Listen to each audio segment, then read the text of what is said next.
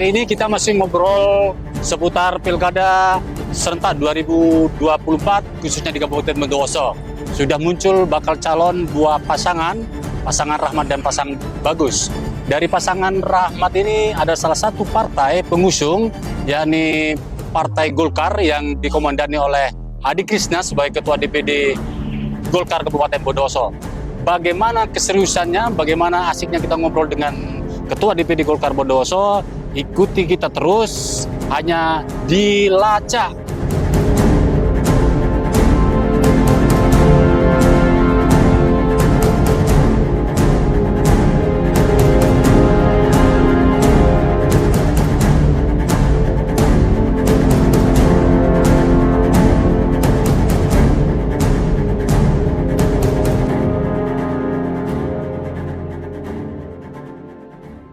Halo Cak, sore hari ini saya ada di ruangan Ketua DPD Golkar Bondowoso, Adi Krisna.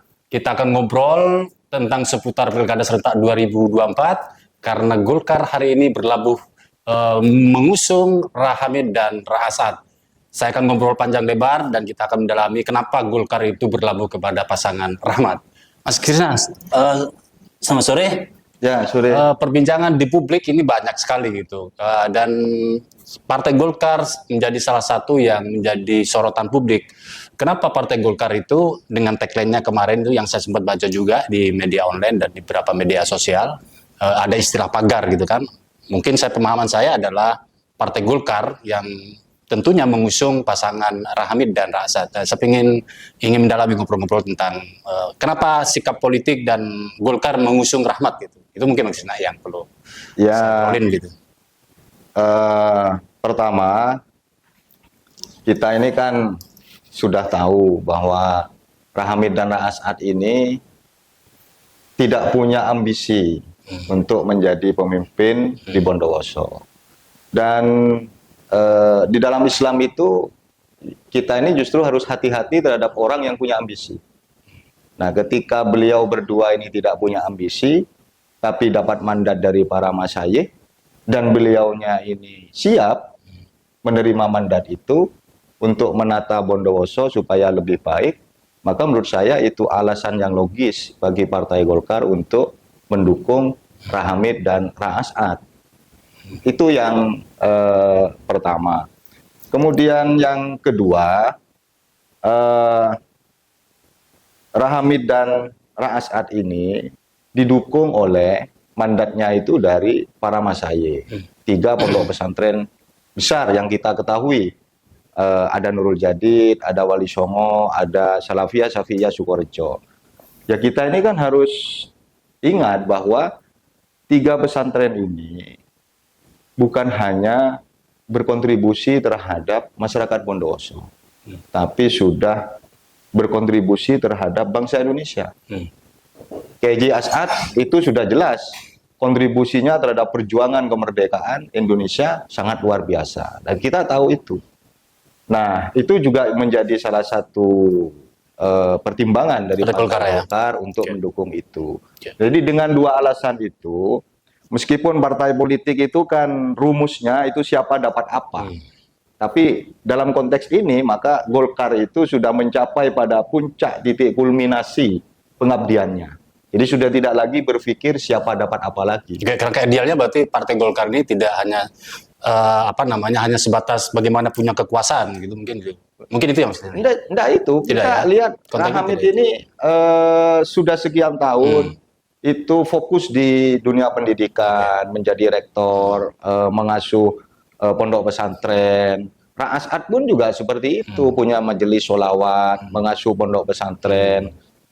Dan beliau ini dapat mandat dari para masyayikh, beliau siap, maka saya yakin di dalam hati kecil beliau tidak ada yang lain kecuali mengabdikan diri untuk rakyat Bondowoso.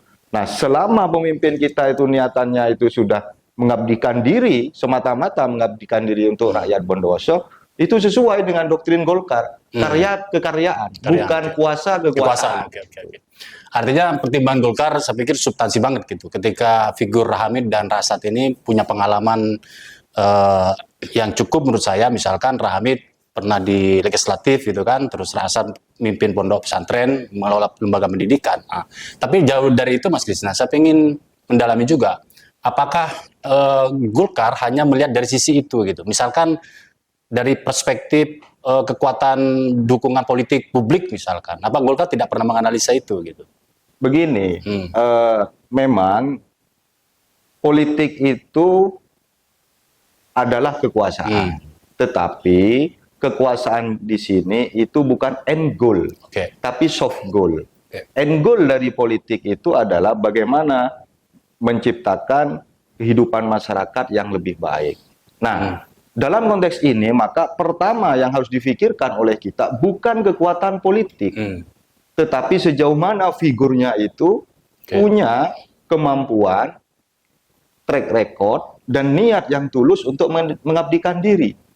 Itu dulu yang penting. Nah, dari sanalah kemudian kita bisa mengakumulasi kekuatan-kekuatan politik itu agar figur yang kita dukung itu menang. Kalau semuanya partai politik itu cara berpikirnya hanya menang kalah, berkuasa atau tidak, maka kita tidak akan mempertimbangkan aspek figur calon pemimpin. Yang penting menang, orang yang kita dukung, figur yang kita dukung itu berkuasa, soal rakyat setelah itu mau menjadi apa, kita tidak mau tahu. Nah, itu yang tidak boleh partai politik, logikanya begitu. Jadi mencari figur pemimpin Bondowoso ini menurut saya bukan hanya ansih bagaimana memperoleh kekuasaan, tetapi bagaimana dia ke depannya bisa memimpin dan bisa membawa masyarakat ini lebih baik. Mungkin begitu ya? Iya, saya melihatnya kan begini. Bondowoso ini sempat stagnan di dalam 5 tahun. Itu pun karena salah satu penyebab utamanya adalah COVID-19. Nah, Kiai Hamid yang selama ini sudah bisa membawa Nurul Jadid, pondok pesantren, go internasional. Nah, itu menandakan bahwa beliau ini punya jejaring di tingkat nasional dan internasional. Nah, masyarakat Bondowoso dan pembangunan di Bondowoso yang selama ini stagnan itu butuh new hope, harapan baru. Harapan baru yang itu betul-betul bisa membawa lompatan untuk Bondowoso. Kira-kira begini Mas, harapannya Golkar terhadap figur Hamid dan Ra'asat kira-kira apa? Yang menjadi harapan Golkar yang disampaikan Mas Krisna tadi? Tentu harapan kami adalah beliau bisa membawa Bondowoso itu bukan hanya lebih baik, tetapi bisa lebih hebat. Membawa Bondowoso ini bukan hanya maju, tapi naik kelas. Sehingga kemudian UMKM go internasional. Itu penting ke depan itu untuk dibawa oleh Rahamid dan Ra'asat. Dan Rahamid punya bukan hanya kapasitas, tapi juga punya jejaring untuk membawa Bondowoso itu ke level internasional. Apalagi kita ini sektor pariwisatanya sudah UGG kan. Nah, cuma UGG-nya ini selama ini kan masih stagnan juga. Bagaimana cara menjual pariwisata di level internasional? Kita ini statusnya sudah UNESCO Global, Geopark, tetapi belum ada aksi-aksi global yang bisa membawa aspek pariwisata dan budaya Bondowoso.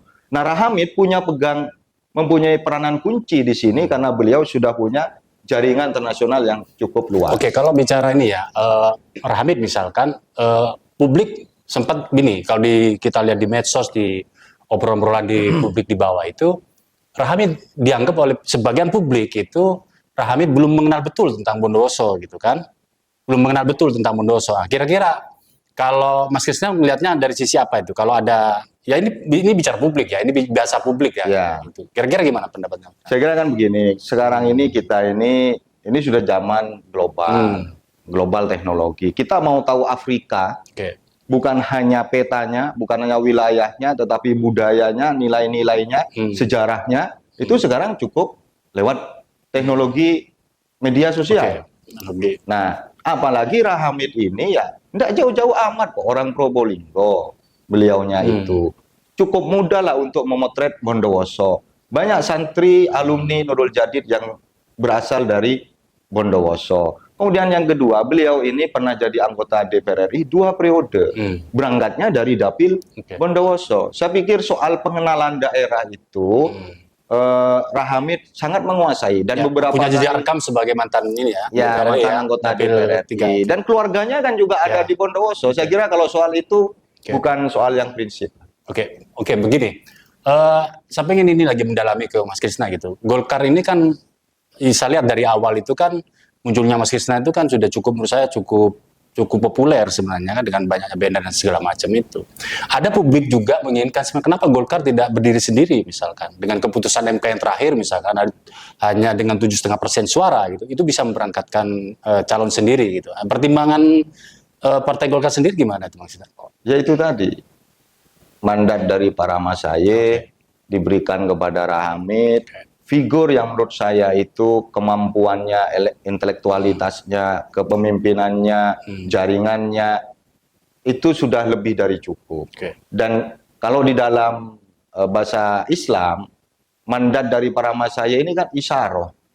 Bahasa Golkar itu ini adalah bahasa Tuhan yang terang benderang untuk masyarakat Bondowoso, di mana ada orang yang tidak punya ambisi, diberi mandat untuk menata Bondowoso, diberi tugas yang berat, memikul amanah, beliaunya sanggup, beliaunya siap. Itu lebih dari cukup untuk menjadi alasan bagi Partai Golkar untuk mendukung Rahamid dan Raas Ad. Oke, saya kembali lagi ke Partai Golkar. Apakah Partai Golkar dengan mengusung Rahamid itu tidak ada bargaining politik gitu? Nggak ada. Nggak ada ya? Sama sekali, zero mahar kita. Zero mahar ya? Zero mahar. Jadi tidak minta apa gitu, dapat apa gitu, enggak ya? Nggak ada. Saya sempat ditanya pada saat itu Oke. sama Rahamid, ada Rafaiz juga. Kalau mendukung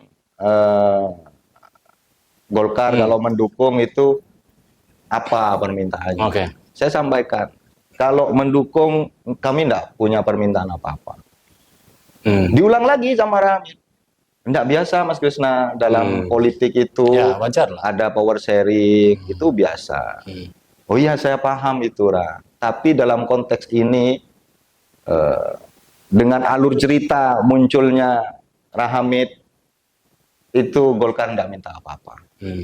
Meskipun sempat ditawari tapi nggak mau Golkar gitu lah ya. Kira-kira begitulah. Ya dipersilakan mau minta apa Golkar. Nggak, kita nggak minta apa-apa. Rahamid menjadi persembahan dari para Masaye untuk menata ulang kehidupan bermasyarakat, berbangsa, bernegara di Bondowoso. Itu sudah persembahan terbaik dari para Masaye, dan Golkar punya tugas untuk mengawal itu.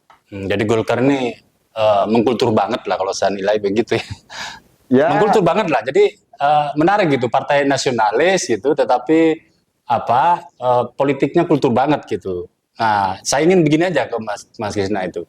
Kenapa itu menjadi pilihan gitu? Kalau saya bicara kiri khas Bondowoso, saya tidak bicara kabupaten lain, Golkar kabupaten lain. Nah, saya ingin begini ya.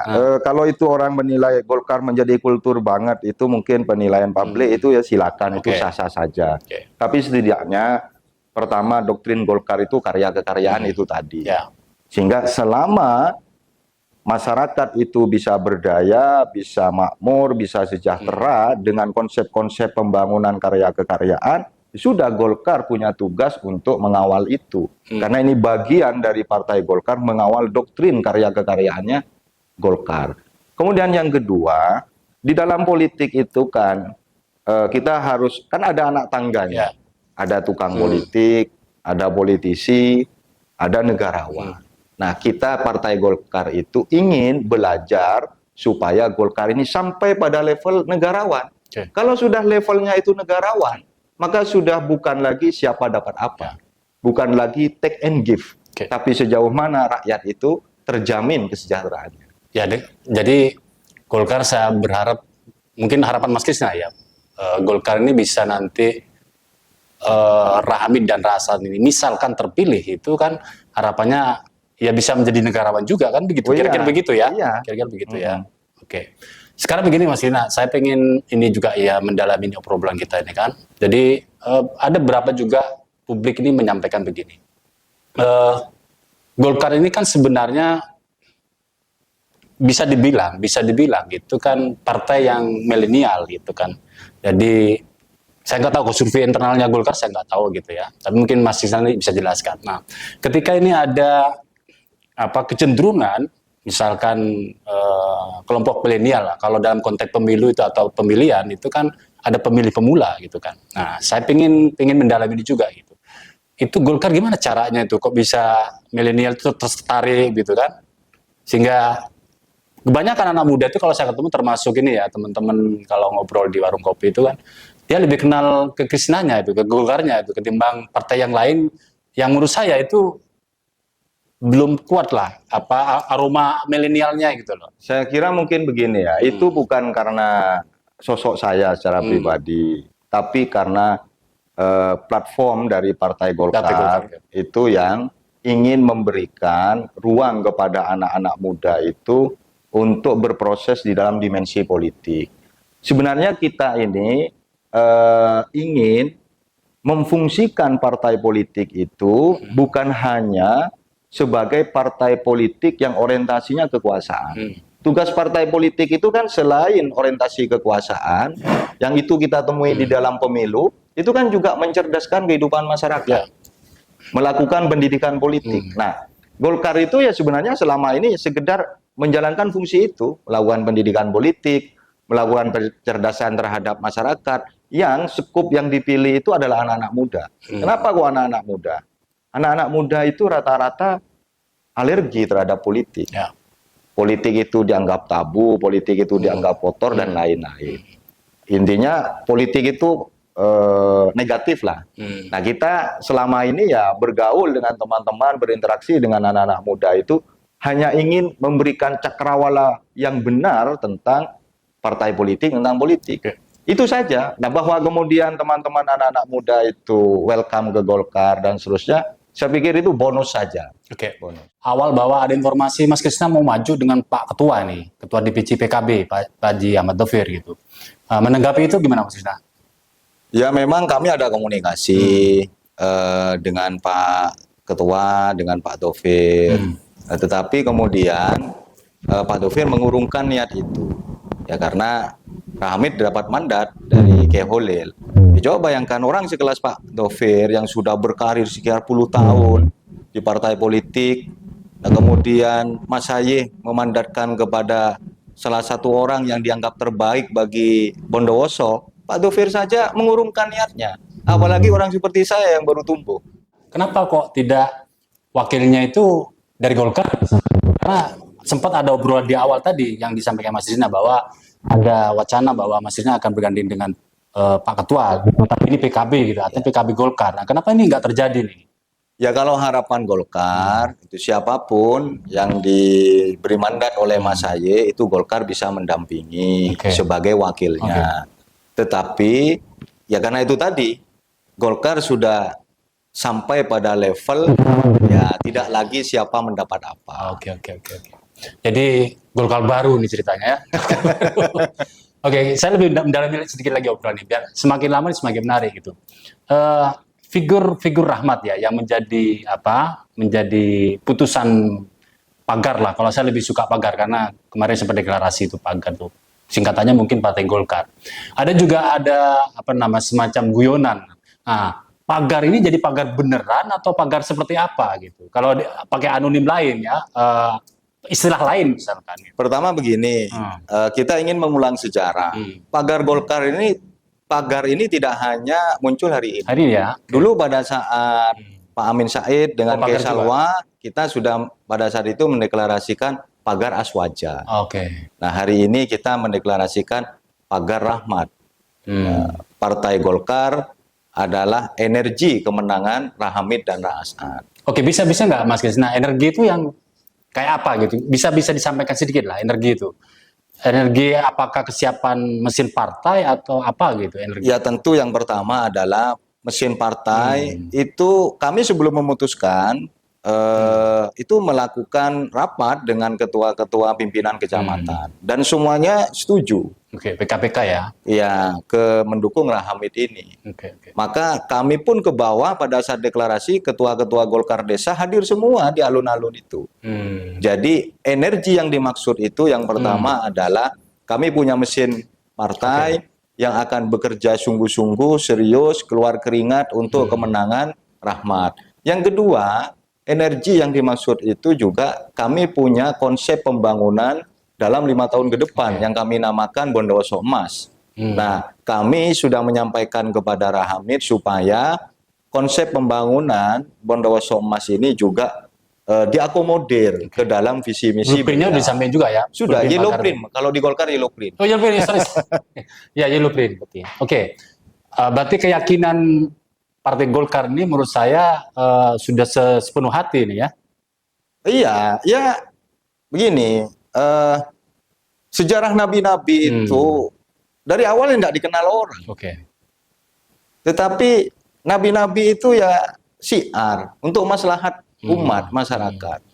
Nah, Rahamid dan Ra'asad barangkali konteks Ra'asad misalnya tidak dikenal orang. Tetapi ketika kami menilai ini adalah persembahan terbaik dari para masyayikh, maka harus kita kawal, harus kita dukung. Dan saya yakin masyayikh memberi mandat kepada Rahamid dan Ra'asad bukan atas pertimbangan sepotong-sepotong. Pasti itu sudah integral pertimbangannya. Dan yang kedua, beliaunya Rahamid dan Ra'asad ini tidak punya ambisi itu tadi. Oh, ya. Dan saya yakin Rahamid dan Ra'asad di hati kecilnya tidak ada tujuan yang lain ketika menjadi pemimpin di Bondowoso kecuali pengabdian total kepada rakyat Bondowoso. Oke, berarti para masaya ini kan sebenarnya sudah mendeklarasikan kepada politisi lah, baik PKB atau Golkar. Nah, di Golkar sendiri itu membangun komunikasi dengan masaya sudah butuh waktu lama atau gimana tuh? Ya, kita ini kan masyarakat Bondowoso, masyarakat kultur, ya. Di Golkar banyak alumni dari Sukorejo, dari Nurul Jadid, kemudian dari berbagai pondok pesantren yang lain, Lirboyo, Genggong, dan seterusnya. Dan ya ini kita kan juga hidup di wilayah kultur, Oke, di daerah Mas Krisna, kultur. sempat nggak Mas Krisna ditawari oleh Mas Saya untuk mencalonkan gitu? Saya ketika berkomunikasi dengan para masyayikh itu, Sempat muncul nggak nama di Mas Saya itu, nama Mas ya, Krisna? saya enggak tahu kalau Oh, itu. gitu ya. Saya enggak tahu. Karena sempat dengar juga informasi itu begitu gitu. Ya, saya tidak pada konteks itu. Oh gitu ya, iya. Artinya ya sudah apa yang disampaikan Mas Saya kepada para yang mendeklarasikan kepada para politisi ya partai itu, saya pikir ya oke. Mungkin Golkar ini juga Mas Krisna. Kira-kira di samping itu semua, apakah kira-kira Golkar itu ke depan, ini bicara partai ke depan, mungkin posisinya Mas Krisna di wakil ketua juga gitu kan. Kira-kira yellow print saya ralat bukan blueprint tapi yellow print. Kira-kira yellow print itu kalau Mas Krisna melihat dari pasangan Rahmat ini kira-kira Saya ingin begini dulu. bisa terrealisasi apa enggak gitu kira-kira? Yang ditanyakan oleh Mas Frikas barusan. Sebelum pertanyaan ini, karena kayaknya Mas Frikas itu agak ragu dengan jawaban saya. Jadi saya buka saja. Jadi sebenarnya kalau saya pribadi itu sowan dengan para masyayikh, silaturahmi, menimba ilmu, ya itu cukup lama. Itu saya lakukan sejak saya kuliah. Ya, sebagai ketua partai politik itu ya tentu itu juga kita lakukan. Dan saya pun juga dapat dawuh dari Kiai Saim. Ya, saya menyampaikan ke saya untuk ada kata kunci, ada keyword yang diberikan oleh Kiai Saim kepada saya. Kepada Krisna pribadi atau kepada Partai Golkar tuh? Ya, dua-duanya saya kira. Ini baru terungkap sore ini. Baru terungkap keyword. Kita tidak pernah dengar ini kan? Kita tidak pernah dengar ini kan? Dan endingnya ya kita iya, mendukung oke. Rahamid Ra'asad. Oke.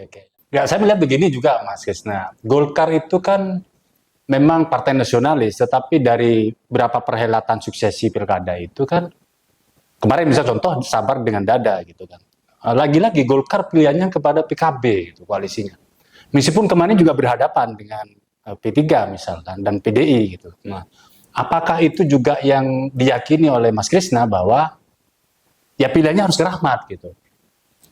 Ya, kalau 5 tahun yang lalu itu tidak bisa disamakan dengan sekarang. Pada saat 5 tahun yang lalu saya bukan pengambil keputusan utama karena pada saat itu posisi saya masih sekretaris. Tetapi di dalam perjalanan Partai Golkar selama beberapa tahun ini, 10 tahun ini, kita punya frame yang sama di tubuh Partai Golkar itu bahwa keberadaan Partai Golkar itu harus simbiosis mutualisme, harus kontributif terhadap penguatan kekuatan sosial, bukan malah sebaliknya. Oke, saya melihat Partai Golkar begini ya, partai yang terbuka gitu kan, tidak sektarian gitu kan. Apakah pilihan Golkar ketika ini muncul bahwa ada berapa pesantren misalkan, ada 3 pesantren misalkan, yang itu notabene basisnya kultur. Padahal kalau bicara Golkar ini multi lah, ada kultur, ada nasionalis dan seterusnya. Yeah. Nah, kira-kira apakah Golkar tidak terjebak dalam persoalan ini? Tidak ada tanda petik ya, tanda petik ini kok ada sektarian misalkan, kok tidak mengakomodir di luar tiga pesantren misalkan. Maksudnya tanggapannya misalnya itu gimana? Maksudnya karena Golkar ini partai nasionalis, tapi kemudian justru mendukung yang religius, itu nanti justru akan merugikan Golkar sendiri. Maksudnya begitu? Bukan konteks ini, ya bukan merugikan, tetapi kan basisnya berbeda gitu. Dominasi ya. Misalkan PKB, P3 itu dominasinya di basis kultur misalnya.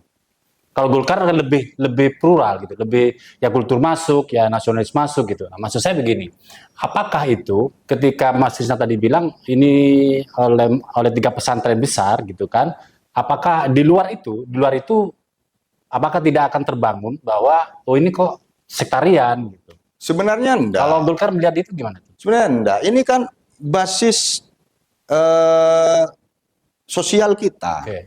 Basis sosial masyarakat Bondowoso itu adalah masyarakat kultur. Okay. Kalau kita mengingkari itu, maka itu sebenarnya kita kontraproduktif, tidak mengakui terhadap basis kehidupan sosial masyarakat kita. Saya kira kalau itu enggak. Artinya tidak ada, maksudnya begini, di beberapa obrolan gitu ya, terkesan mendominasi gitu. Mendominasi tiga pesantren. Di luar itu seolah-olah itu kan mengatakan mulia, kita ini punya ini juga gitu, punya aspirasi politik juga. Gitu. Nah, Golkar menanggapi itu gimana? Saya kira itu enggak karena beberapa pesantren di Bondowoso lokal pun itu juga bagian dari tiga pondok pesantren itu. Itu yang pertama. Yang kedua, saya tahu betul bahwa kelahiran Rahmat ini dari para masyaikh itu tidak ujuk-ujuk juga. Contoh misalkan muncul namanya Ra-As'ad. Saya tahu betul sebelum muncul nama Ra-As'ad, itu Kiai Zaim memutus salah satu tokoh pondok pesantren juga untuk mendatangi beberapa masyayikh di Bondowoso, minta masukan. Jadi yang begitu-begitu kan kadang tidak terekspos di publik ya. Tetapi yang kita tahu faktanya hari ini adalah, saya di tim beberapa kali rapat itu, kami menginventarisir dari sekian pondok pesantren di Bondowoso yang kita inventarisir, 95% itu mendukung Rahmat. Jadi Rahmat ini jangan hanya dipotret ini masyayikh dari luar, enggak, dari dalam pun itu juga sudah pada ya. Saya kan Golkar punya cara untuk bagaimana langkah-langkah strategi politik Golkar ini. Lebih khusus lagi Mas Krisna, saya ingin begini.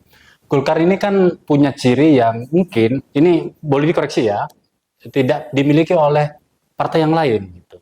Kebetulan memang Mas Krisna orang muda gitu, orang muda yang dinamika politiknya mungkin agak berbeda yang sudah lebih senior. Nah, saya ingin ngobrolin ini juga nih.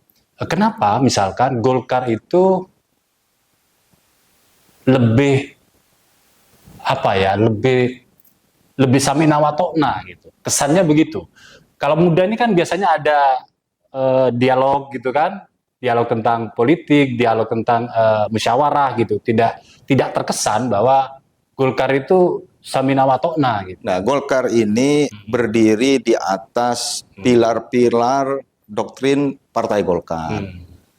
Orang kemudian menganggap Golkar itu lebih kultur daripada partai yang lain, itu kan karena dibandingkan. Sebenarnya kami ini mempunyai logika politik sendiri.